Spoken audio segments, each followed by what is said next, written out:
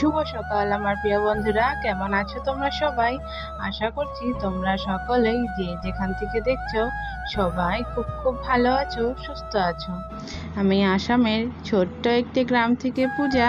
তোমাদের সকলকে আমার ব্লগ চ্যানেলে অনেক অনেক স্বাগত আর অনেক অনেক ভালোবাসা জানাই। তো ঘুম থেকে উঠেছি সবার আগে আজকে।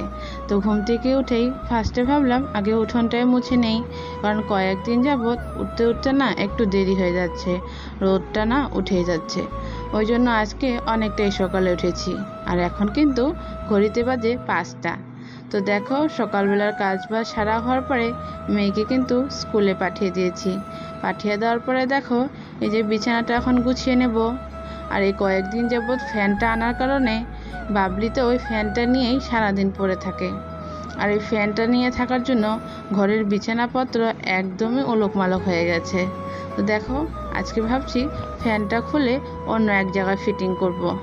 তারপর দেখো এই যে বিছানাটা আমি গুছিয়ে নিচ্ছি।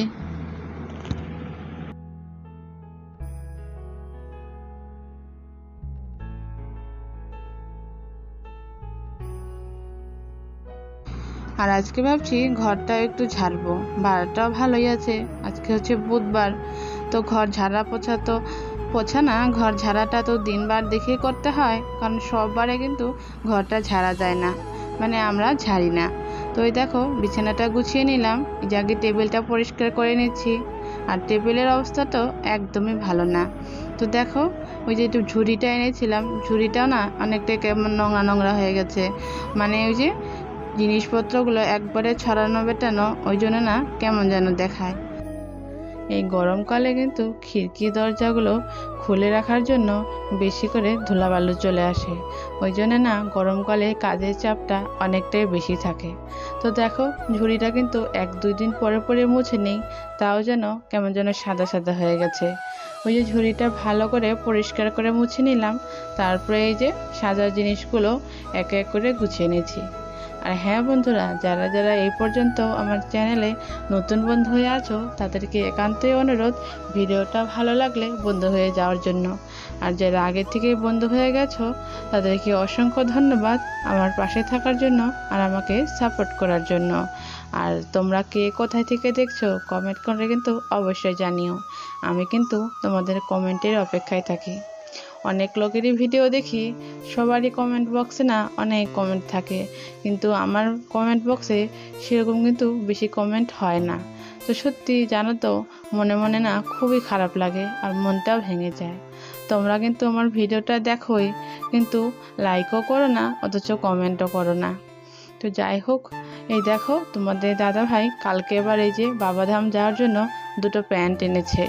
তো বাবাধাম গেলে তো সবাই এই গেরুয়া কালারই এই তোমার শার্ট পরে, হাফ প্যান্ট পরে বা লং প্যান্টই যাই বলো পরে। তো ওর তো ছিল না, তো আমি বললাম যে তুমিও নিয়ে আসো, কারণ এই কালারের ড্রেস পরলে কিন্তু ভালোই লাগে, সবাই একই পরে। তো ওই জন্য 2টো প্যান্ট এনেছিল আর শার্টগুলো বানাতে দিয়েছে। তারপরে দেখো ঘর কিন্তু আমার ঝাড়া হয়ে গেছে, এদিকে আমি ফ্যানটাও মুছে নিচ্ছি। আর ফ্যানটাও না একবারে সাদা হয়ে গেছে, কয়েকদিন বাদে বাদে কিন্তু মুছি, কিন্তু ওই যে গরমকালে ফ্যানটা বেশি ঘুরে যায়, সমস্ত নোংরা কিন্তু ওই ফ্যানে টেনে নেয়। এদিকে ঘরের সমস্ত কাজবাজ হওয়ার পরে ঘরটায় যে ভালো করে ঝাড় দিয়ে নিচ্ছি। সকালবেলা তো একবার ঝাড় দিয়েছিলাম, কিন্তু ওই যে ঘরগুলো ঝাড়লাম তার জন্য কিছু কিছু মাকড়ার জাল আরও ধুলাবালু বের হয়েছে। তো এখন যেহেতু খরাং মাস, খরান মানে হচ্ছে যখন বৃষ্টি দেয় না, খালি রোদই থাকে, তখন সেই মাসটাকে কিন্তু আমরা খরাং মাস বলি। তো যাই হোক, ওই খরান মাসে যে বেশিরভাগ ধুলা বালু এগুলোই থাকে, আর বাতাসে সব না এই যে উড়ে উড়ে চলে আসে, ওই জন্য এই মাসটা না ঘর বাড়ি অনেকটাই নোংরা হয়। তারপরে এই যে দেখো আমার হাতে কতগুলো কাপড়, তো এগুলো এখন এই যে ভিজিয়ে রাখবো, ভিজিয়ে রেখে সকালবেলার জলখাবারটা বানাবো। তো আজকে আবার তোমাদের দাদা ভাই ফোন করে বললো ভাত বানাতে। তো দেখো ওই যে কাপড়গুলো এখানে রেখে দিলাম, রেখে দিয়ে আগে ভাতটা বসাবো, কারণ 10টার বাজাতে কিন্তু ও চলে আসে ভাত খাওয়ার জন্য। তো যদি দেরি হয় ওই জন্য আগে রান্নাটা করে নেই, পরে বাকি কাজগুলো করে নেবো।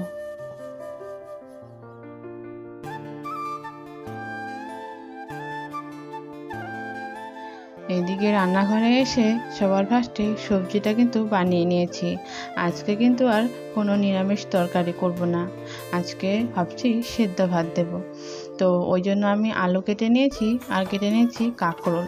তোমাদের দাদাভাই না কাঁকরোল খেতে খুবই ভালোবাসে, বিশেষ করে সেদ্ধটা, কিন্তু আমার না অতটাও ভালো লাগে না, ওই জন্য বেশি নিইনি, দুটো নিয়েছি, খালি ওকে দেবো। তো এদিকে দেখো চাউলটাও ধুয়ে নিলাম, নিয়ে এখানে ভাতের সসপ্যানটাও বসিয়ে দিয়েছি। ভাতটা বসানোর পর এই যে জায়গায় জায়গায় গ্লাস বাটিগুলো সব জমা হয়ে আছে, তো সেগুলো এখন এক এক করে জড়ো করে নেব। এগুলো নিয়ে করলে পরে আবার মাজতে হবে, আর যেহেতু একা সংসার সবগুলো দিক কিন্তু নিজেকেই সামলাতে হয়। এদিকে কিন্তু আমার ভাত হয়েও গেছে, তো ভাত হওয়ার পরে আগে সেদ্ধটা মাখিয়ে নিচ্ছি। তো এখানে হচ্ছে ওই যে তোমাদেরকে বলেইছিলাম করলা সেদ্ধ আর হচ্ছে আলু সেদ্ধ, আর করেছিলাম তোমার পটল ভাজা। আর আজকে তোমাদের দাদা ভাই বলেছিল একটু নাকি ঝাল ঝাল করে সেদ্ধগুলো বানানোর জন্য, তো ওই জন্যে অনেকগুলো কিন্তু শুকনো লঙ্কা ভেজে নিয়েছি। আর জানো তো কয়েকদিন হলো না সবাই আমাকে বলছে আমি নাকি ইউটিউব থেকে টাকা পাই, মানে আমার একটা ভিডিও 4000 ভিউজ হয়েছিল। তো এই 4000 ভিউজের জন্য সবাই ভাবে যে আমি ইউটিউব থেকে টাকা পাই। বলো তো দেখি 4000 ভিউজে কি কোনো দিন আর টাকা পাওয়া যায়? তো দেখো এদিকে কিন্তু তোমাদের দাদাভাই চলে এসেছে দোকান থেকে। তো আজকে আর বললো যে আর দোকানে যাবে না, ওই যে আমাদের পাড়ায় যে জমি আছে সেই জমিতে না ওই লাউয়ের গুটি গেড়েছে, তো সেইখানে একটু পরিষ্কার করে দিতে হবে। আর জানো তো বন্ধুরা, এই ইউটিউবে কিন্তু আমি অনেক দিন ধরেই আছি, কিন্তু রেগুলার ভিডিও দিতাম না, মাঝে মধ্যে কিন্তু 1-2টো করে দিতাম। তো এই ভিডিও দিতে কিন্তু একটা কথাই শিখে গেছি যে যে কোনো কাজে সফল হওয়ার নেশা যদি একবার মাথায় চেপে বসে তাহলে কিন্তু কোনো বাধা বিপত্তি আর ঠেকাতে পারে না। কারণ আমার মতো অনেক অনেক ছোটো ক্রিয়েটাররা ছিল যাদের নাকি আমার মতনই ভিউজ ছিল আগে। তো আমি মাঝখানে ভিডিওটা বন্ধ করে দেওয়াতে আমার চ্যানেলটা কিন্তু অনেকটাই ডাউনে চলে গেছে। তো তারা কিন্তু ওই ভিডিওটা বন্ধ করেনি, তারা কন্টিনিউ চালিয়ে গেছে। তো আজকে দেখি তারা অনেক অনেক ভিউজ, মানে তাদের প্রত্যেকটা ভিডিওতে খুবই ভালো ভালো ভিউজ হয়, কিন্তু অথচ আমার ভিডিওতে হয় না। তো এখন আমিও ভাবছি যে আমিও আর কিন্তু ছেড়ে দেব না, যেহেতু ভিডিও করা আমার একটা শখ হয়ে গেছে, মানে সবাই করে, আমারও একটা জানি কেমন যেন নেশার মতনই হয়ে গেছে। তো যাই হোক বন্ধুরা, কোথায় কোথায় অনেক কথাই বলে ফেললাম।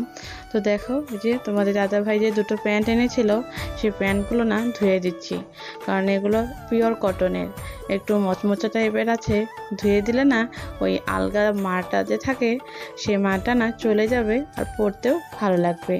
আর গরমকালে কিন্তু এই সুতির জিনিসগুলোরই পরতে কিন্তু বিরাট আরামদায়ক। আর তোমাদের দাদাভাই যাওয়ার আর বেশি দিন নেই, আর মোটামুটি 1 সপ্তাহ মতনই আছে, তারপরেও বাবাধাম যাবে। তো দেখো এদিকে স্নান টান করে সবজিগুলো নিয়ে চলে এসেছি। আজকে আবার অনেক সবজি এনেছে, ওই ঢেঁকি শাক, কাঁচকলা, করলা, আলু, টমেটো অনেক এনেছে। তো ভাবছি আজকে সব কিছুই অল্প অল্প করে রান্না করি।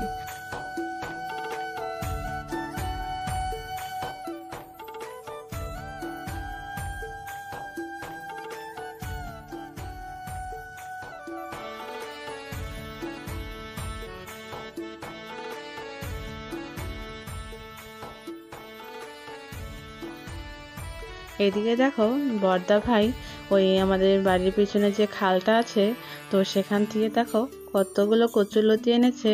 আর কচুরলতিগুলো না অনেকটাই বড় বড়, ওই দিদিভাইয়ের থেকেও বড় বড়। আর এই গ্রামের পরিবেশে কচুরলতিগুলো কিন্তু খুবই পাওয়া যায়, কারণ গ্রাম অঞ্চলে অনেক জঙ্গল টঙ্গল থাকে, তো এই জঙ্গলের মাঝখানে কিন্তু কচু গাছগুলো বেশিরভাগ হয়, তো সেখান থেকেই কচুরলতিগুলো আনা। আর এদিকে দেখো আমার সবজিগুলো কিন্তু একদম কেটে বেছে নেওয়া শেষ, এখন শুধু রান্না করার পালা। আর আজকে আলু পটল দিয়ে তরকারি বানাবো বলে আলুগুলো কিন্তু একটু আলাদা করে সেদ্ধ করে নিয়েছি।